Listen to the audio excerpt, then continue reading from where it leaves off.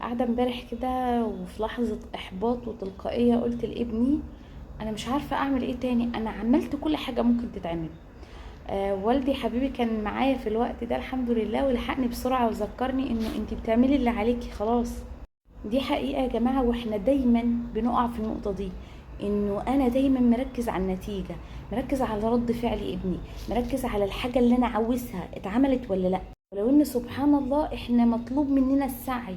انا ربنا يسألني على انا عملت ايه.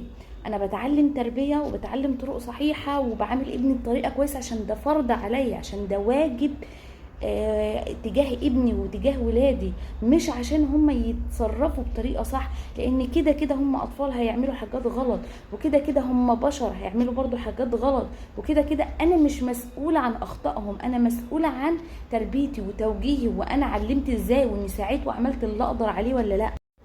فاحنا لازم نركز على الحاجة اللي احنا فعلا لنا يد فيها، الحاجة اللي احنا فعلا هنتسأل عليها. اما اي حاجة تانية خلاص نتركها لله. ومش معنى اني عاملت ابني بطريقه كويسه ولبيت له احتياجاته وتعاملت بطريقه صح وان هو ما سمعش كلامي فخلاص بقى انت اللي جبته لنفسك، هتحول بقى على طول.